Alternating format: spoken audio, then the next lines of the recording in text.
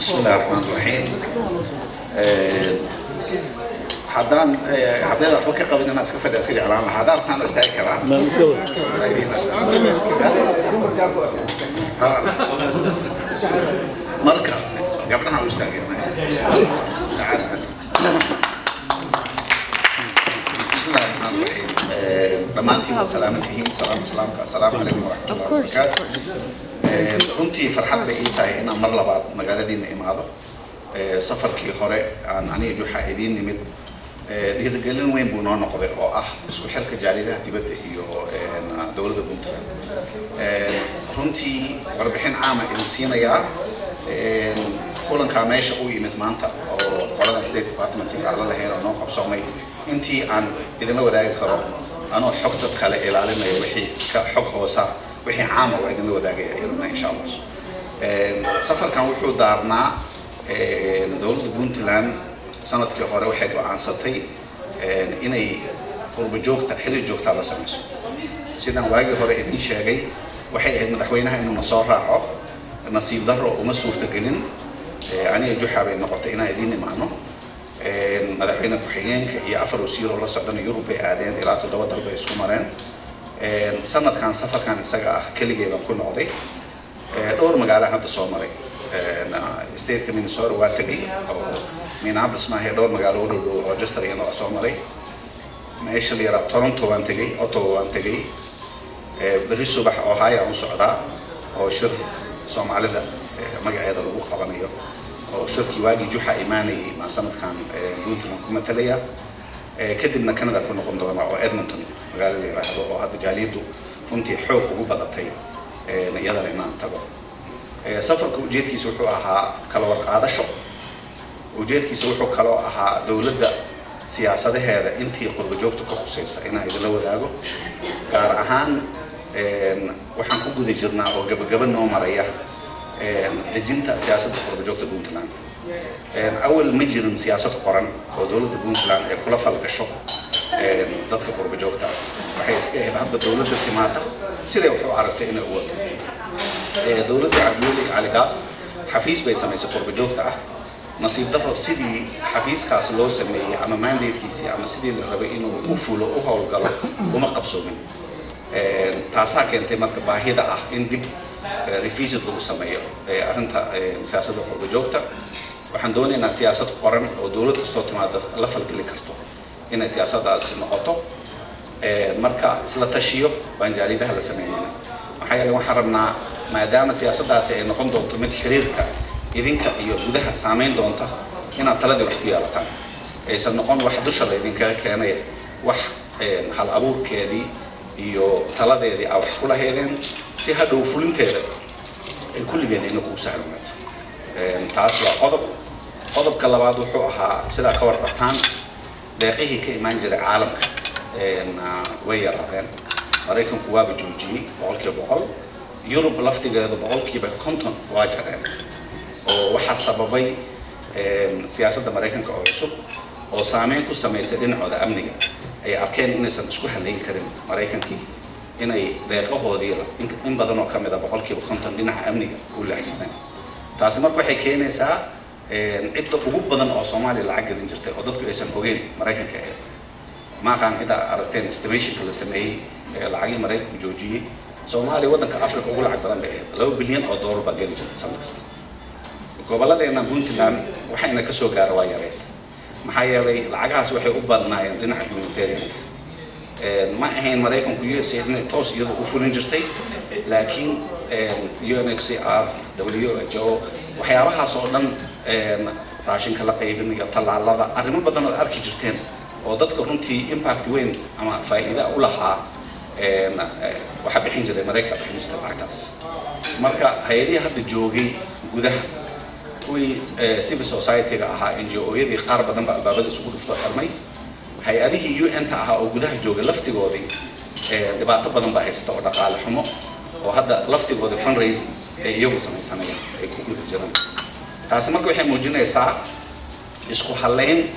dambe oo la isku haleeyo deeq dibad ka timaada inay sheekadeeda iska sii xirmayso waa tiyo ay Puntland u sii dheereed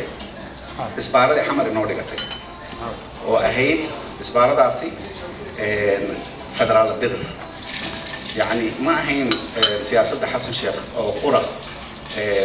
dagaal siyaasadeed oo federaalka lagu dhismaanto gareynayo laakiin meel kasta siyaasadda gashay waxay gashay deeqihii sababaha u gashay waxay tahay waddanku waa federaal deequhu markay yimaadaan waxyaabaha World Bankiga iyo multilateralka oo yimaada dowladda federaalku inay saxiixdo iyadana la soo mariyo way sida dowga yahay oo shaqada kadibna hadba lacagtaas meesha u socotay ee aado lacagihii marka inaga inoo imaan lahaa oo mashaariicda ku saabsaneed dowladda federaalku waxay la timi aqaliyada ah annaga mashruuci coordinate gareynayna annaga tenderiski la bixinayay qandaraasyadii xamar ku sameynayna basically sidii dowladdii siyaad bare oo kale oo madaxda noolka ahayd oo xamar kaliya dalku ahaa inta kalena aysan waxba ahayn oo kale aqaliyada in loo dhaqmo way siyaasadan sida ay ku wadaan xasan iyo innagana wuxuu ahaa argumentigeenu waddanku waa federaal ma diidanin dowladda federaalka inay mas'uuliyadda guud hayso لكن فلنت مشاريع إن دولة بنتلان capable أتاهي إن شركات private دي أي جران قندراسيو إن لبحنا locally إن كيف إدستان أو أي فليان أتاهي هل كاسا مرك خلافات كبدنا عم قشام ومشاريعنا مش كويسة أنا كتير تاسي مرك وحين نقول لسه كدولة هان إن كفكرنا مستقبل بنتلان وأحد سيدة توكسي عن إيو دقيقة عن لسكوها لينكر وجبحنا عقليات مركب محلنا معه إلا صنايع صندوق هرمون بنتلان ديفلوبمنت فاند صندوق خاص سيدا حدا عن قوة نوحية هي إن يكون متعنى وبان دولة بنتلان جنا عصر بنتلان إيو قرب جوف بنتلان دولة بنتلان واحد يا أوتها بجت كذا مركب ويماني دني بجت بنتلان عاد بوهوسي ما أنتنا أفر جبار ومريا العقد ما أنت بنتلان أنا بجت كذا lacagahaasna waa lacagii biicabaalka iyo musuqmaasuq iyo arrimahaas kale ku bixi jiray ciidamada maanta Puntland nin walba mushaharkiisa bisha koodeed kala marar badan ba arteen dad dariiqo xiran iyo leeyahay waa ciidamo majority qaar badan oo kamid ah ciidamo ma waa dhalinyaro qaadi wax iska doonayso baabuurta isbaaro u dhigta way jiraan marmarka qaarkood inuu soo daaho mushaharka iskuma hayo laakiin dawladdu xil gaar ah waxay iska saartaa inta aan mushaharka la siin shaqaalaha kale oo wasiirada aan la siin wasiirada mushaharka waxay qaataan 15 bish waa markuu soo hormaro sababtoo ah wasaaradda maaliyadda focus waxay saartaa ciidamada horta mushaharkooda u baxsho ay wadanka amnigiisa ba wax walba ka muhiimsan marka dadkan kale waa suuq laakiin askariga maskiinka ah oo dhowrka $100 qaata oo nafta ku horaya waa inuu helaa wixii xaq u lahaa marka sanduuqaas marka ganacsada Puntland waxaan sugaynaa in kulamo la sameeyo qaabka ay uga falgal lahaayeen ganacsadu hadda lacag badan bay ku bixisaa horumarka Puntland jidadka aad aragteen oo magaalooyinka waaweyn dhismaya ama ha noqoto jidka gaalkacay iyo garow isku xiraya oo hadda ilaa Buurtine iyo meel fiican sii maraya dhinacan kalena hadda xafal raba in la bilaabo dayactirka lagu sameeyay jidka Boosaaso iyo Garowe jidkan kalood aragteen hadda oo ceelgaabo ku socda kulli isku talagal bulsho oo ganacsatada ugu horeyso oo dadka shacabka ah lacag laga qaado laftigooda magaalooyinka waxay leeyihiin local waxay leeyihiin development committees bay leeyihiin magaalada Garowe kale qof kasta oo Garowe degan $1 baa korontada biyaha laga qaadaa laamiyada aragteen cidi Garowe tagtay systemkaas lagu dhisay gaalkacay hadda guddigaas oo kale laga sameeyay Boosaaso waa laga sameeyay in isku talagal bulsho oo heer yani district level in la sameeyo marka sanduuqaas isagana sidoo ay qaan doono kale waa idin la wadaagi doonaa isla tashiyadan soo faar sameeynay dadka qurbo joogta la sameeynay laba talaatimi mid ay tahay dadku lacag ay xawilayaan haddeerba 5% ama 6 ama 4% mararka qaarkiis ama ka yar xawaaladuhu commission bay u qaataan marka $100 qof kasta qurbaha jooga uu diro $1 inuu u allocate gareeyo sanduuqa horumarinta Puntland waa fikrad iyada timid fikrad kaloona waxay jirta ay nala wadaageen qurbo joogto ahayd inay noqoto project base oo ah ka soo qaad mudug ama nugaal ama sanaag meel oo mashruuc laga fulinayo mashruucaas in la soo sheego leeyahay intaas oo lacag ku baxaysa dawladdu intaas sanduuqa ku shubtay ganacsado intaas ku shubtay qurbo joogay fundraising sameeya ama kala qaybsado wadamada joogtaan mashruucaas oo taageera taasna waa fikrad kale oo aan ururinay wali isla tashigaas marka socda hawsha iyada taasi marka maxay keenaysaa waxay keenaysaa meeshii dambiil eber ah aan awal inagoo wadana ku tuugsan jirnay dambiil wax ku jiraan oo isku tashi ah in la arko marka dadka bixiyaashu hadday arkaan dadku inuu naftiisa wax u qabsanayo dadka noocaas oo kala bay ku bixinayaan hantidooda maadaama hadda deeqihiina joogsadeen iyaga laftigoodii alternative bay doonayaan ka duwan habkii hore oo deeqda dad u sugi jireen especially Africa marka arrintan iyada ah hay'ado badan oo kala hadalnay aad bay u soo dhaweeyeen qolada Islamic Development Bank-iga iyo African Development Bank labaduba waxay ballan qaadeen inay nolol shaqeeyaan waxayna u arkayeen fikrad cusub oo ka duwan fikradihii hore oo inay shaqeyso ay u badan tahay inta taasaan kaga baxayaa dhinaca amniga haddaan u soo noqdo amniga guud ahaan Puntland waa fiican maanta gaalkacay haddaa ka baxdid oo u socotid mataqaana caluula ama u socotid ilaa ceergaabo si nabada ku maraysaa adiguna askari wadan anigu gaarigayga anaa wata waardiye malihi meeshaan doonaa maraa inta idin sheegaya wasiirada kale qaar badan oo waa arkaa staff wata laakiin necessary maaha inaad haysatid maxaa yeelay godob ciidaa ka gasho gaarana haddaysan jirin waddankaagiina ay joogtid wasiirada laftigooda iyo mas-uuliyiinta laftigooda dadka inay bajiyaan ma fiicna waxa fiican in si amniga loo tuso dalka in amni jiro cid walba inay nabad dariiqa ku marto ilaa Boosaaso ilaa Garowe waa tagaa anoo gaarigayga wata ilaahay ma qof kale aan ka baqay marka run ahaantii dalku waa amni dhibaatada jirtay arrinta buuraha arrintaas buuraha warbixin hadda idinka siiyo runta marka idin sheega haddii 6 bilood oo kale aan sii sugi lahayn waxay awood u lahaayeen nimanka halka ku dhuumanay inay magaalada Boosaaso qabsadaan kala xiraana ganacsiga Puntland iyo isku socodka badeecada ee dadka Puntland indhaheena iyo dhagaheena iyo source-ka ugu weyn oo haysanana waa dekada Boosaaso hadday xirmi lahaydna Puntland crisis weyn bay leedahay ay adkaan lahaydna si loo defeat gareeyo waxa dhulkan Boosaaso buurahaas aad aragteen sawiradooda baa ku wareegsan si loo galo xataa ay adkaan lahayd wayna ku talagaleen oo markaad aragtaan meelaha laga qabsaday يعني الفيسيدا هي شبكة كسمستين كيفيس كبورها كويا لما كأركت وأنا من دجال لون كرم إسكو أبابولي واد أركت المعلومات هو كي قدرت كلا جسوا سعري سبلاي يعني هو يراشين كنت لقالين مدبر إن دجال مكرام بيمشي كيستين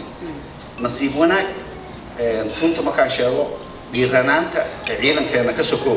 وجانك سعيد عبد الله الدني أو وعن كوجاري أنتاس إنه كذا بيو مسهل أن المسؤول أو مرحوينا intuu baxo inuu xira ciidan 9 bilood dhaxdagay gurigiisa madagana barsadiisa fiicneed iyo mataqaana jiifkiisa macaana iyo raaxadiisa reerkiisa kuma dhex jiro awalna carmuud dagana oo xira ciidan haddana wuxuu dagay xira kale ciidan marka runtii waxay muujinaysaa leadership moraalka askarta dagaalamaysa wax weyn u taraya qofkii hoggaanka ah markuu ku dhex jiro oo la cuntaynayo oo halka ka abaabulay arrintaas aan horta keentay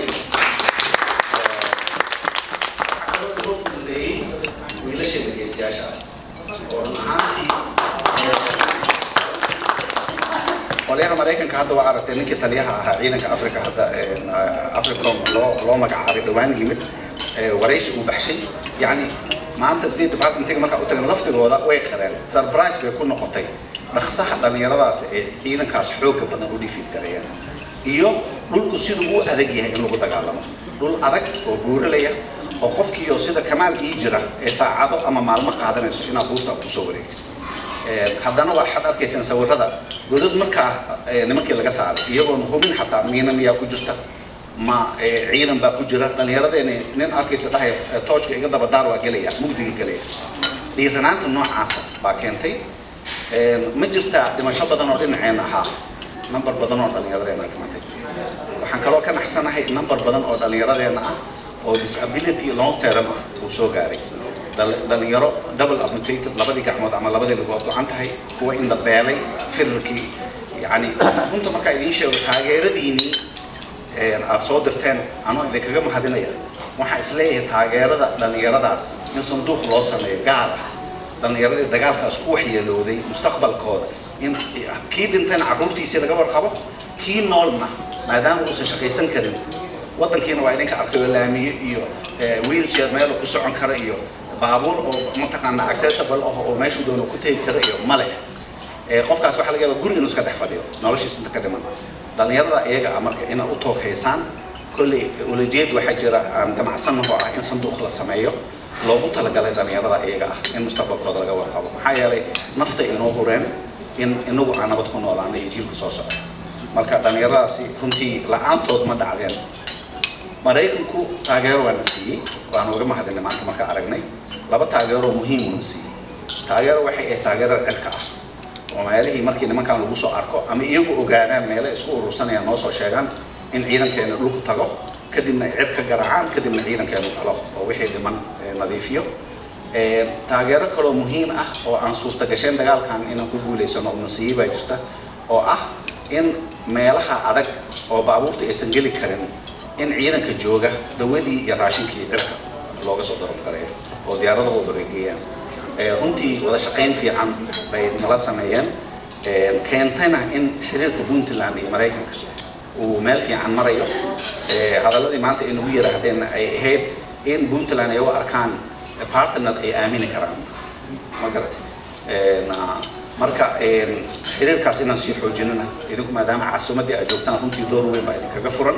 annagu safaray inaan ku nimaano maaha idinka meeshii baa joogtaan marka kulamada noocaas oo kala muhiimkooda ay leeyihiin inaan ka warqabtaan oo idinkii annaka aan ka wada xiriirno dhinaca amnigu marka halkaas u marayaa ciidanka laga dilay waa ciidan fara badan qiyaas ahaan hadaa si hoose idinku sheegay ilaa 1000 qof waa laga dilay oo ajaanib u badan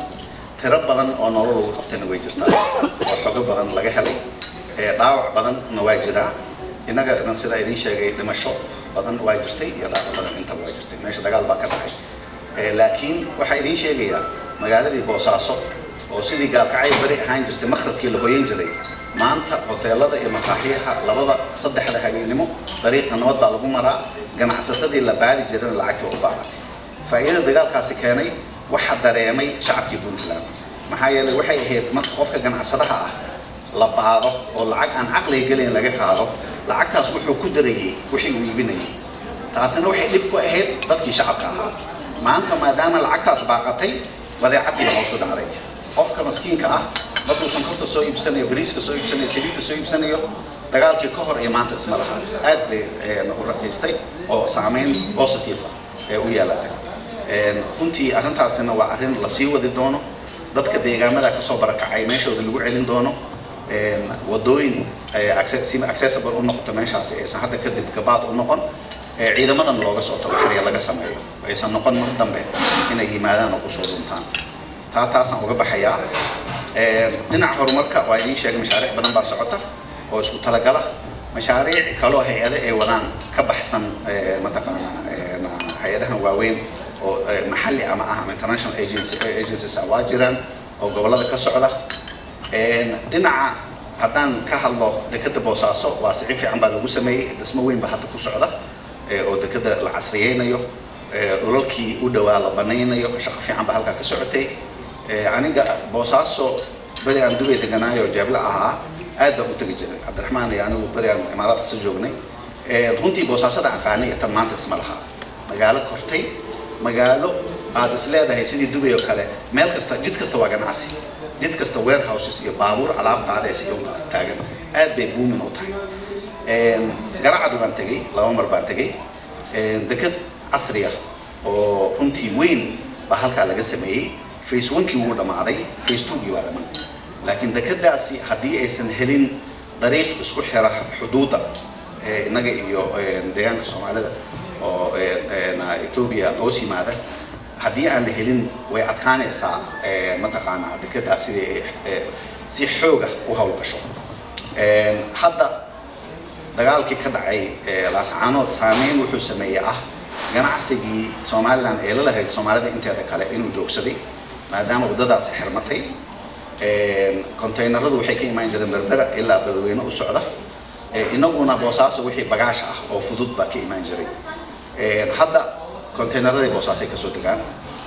market cusub oo deegaanka Soomaalida ah baa u furmay Boosaaso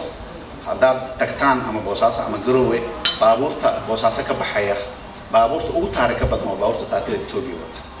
waana dad Soomaali askale Soomaali baa maaha wax Ethiopian ay leeyihiin deegaanka Soomaalida goboladiisa kala duwan bay tagtaa innagana waa ka faa'iideysanaayo deegaan sida goday iyo meelo beeraley ay jirta oo baradhadii iyo alaab badan awal koonfur nooga imaan jirtay ilaa jilbiyo baa hadda waxay ka timaadaa deegaanka Soomaaliya marka xiriir two way ah baa halkaa ka socda oo fiican oo positive ah oo runtii in la xoojiyo u baahan magaalooyin badanna dib u soo nooleeyay oo dariiqaas la sii maro la soo maro intaa taasaan kaga baxayaa arrimaha sool iyo sanaag kulli waa ka warqabtaan juhdi badan baan gelinay dhaqaale badan baa nooga baxay naf badan baa loo qoray walaalaheen bay ahaayeen abaal sheegasho ma aha waajibna saarnaabuu ahaa lagama qabsan khaatuma laascaanood puntland baa laga qabsaday puntland inay difaacdana waajib baa loogu lahaa marka puntland waajibkeedii bay gudatay ha ahaatee puntland markii la sameeyey dad walaalaa ku midoobay dastuur bay lahayd haddii qismi ka mid ah puntland uu ka baxaya puntland sifa sharci ah oo la isla ogol yahay oo arrangementska ay sidii loo ekaanayso wax walba laga wada hadlo baa la isku ogaa inay noqoto waxa la sugayay walaalaheena beeshaas soo degan iyo cayn inay soo tashadaan wixii ay ku soo tashadaana dib ula soo noqdaan lana kulmaan hoggaanka dhaqanka iyo hoggaanka siyaasadda puntland arrimahaas iyaga marka xoogaa sidii la rabay uma dhicin istaasan kaga baxayaa iyada ah waxa kuu soo haray sanaag dee waa deegaan run ahaantii puntland ka tirsan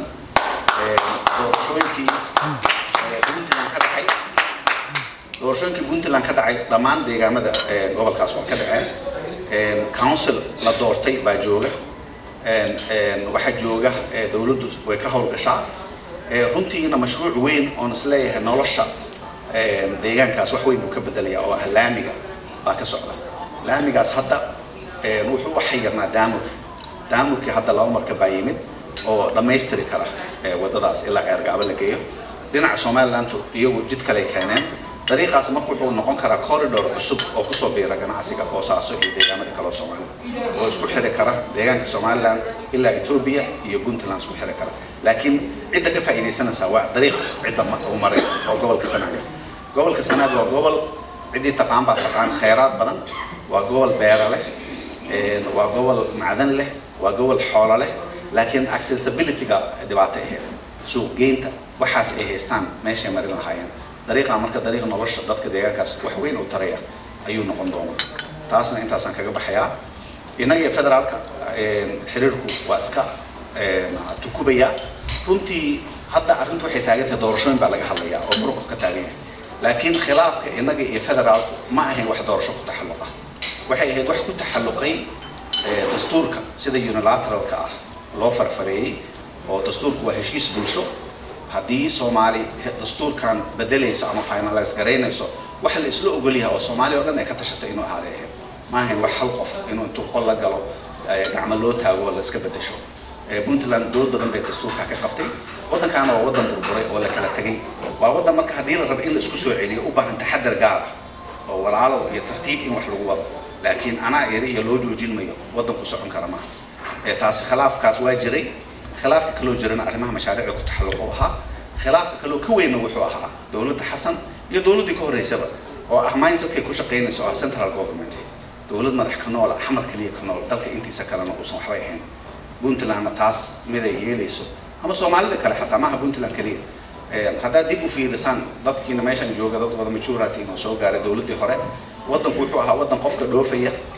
qofka telefoon raba kii caafimaad raba kii ruqsad raba wax walba xamar loo aaday maanta magaalo kasta oo Soomaaliya iskuul bay leedahay oo cisbitaal bay leedahay oo diyaaradaha taga oo koronto haysata oo biyo haysata oo telecommunication bay haysata waxaas burburkii yani inkastoo burbur wax lagu farxay ahayn laakiin burburkii xamar wuxuu keenay dalka intiisa kale inay noolaadaan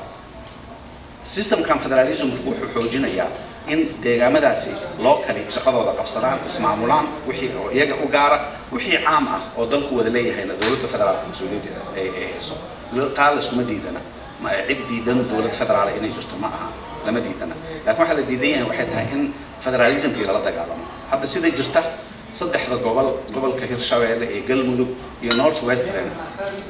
dastuurkoodii waa la laalay madaxweynayaashooda sharci darriga hadda ku fadhiyaan oo doorashadii ma qabsoomin deegaamada dadka deganaana cid hadlaysa xataa oo challenge gareynaysa madaxdooda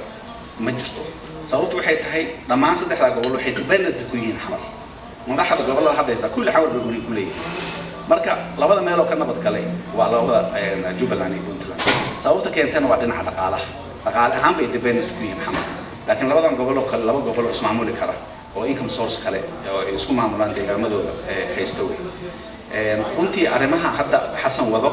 oo faragelinta maamulada jira gaar ahaan labada maamul aan tilmaamay iyo faragelinta meelaha amniga ah oo Soomaali hadii dib dhaco loo baxsan lahaa in la farafareeyo waa wax dhibaato cusub Soomaali u horseedi karta taasna runtii tala fiican ma aha jidka la hayo waxaan rajaynaynaa ilaahay idinkii caqliga inuu shaqeeyo Soomaali isku timaado laga wada hadlo doorashada soo socota sida uu kaan doonto doorasho qof iyo cod ah oo xasan ku riyoonay doorasho Soomaali ka dhici karta ma aha maxay la wax alla wixii doorasho qof iyo cod inagoo Puntland oo hal familia bay 25 sano ugu qaatay oo inta gooro dagaal iyo buuq ka dhacay aad ogeedeen Soomaali oo kala tagtay oo haysan waa dareemi kartaan doorasho qof iyo cod inta ku qaadan karto wixii conditionskii la rabo dhan ma yaalin meesha marka ka fursan mayso wixii la yaqaanay in dib loogu noqdo oo ah doorasho dadban ama wax kale oo alternative ah oo u dhaxeeya labada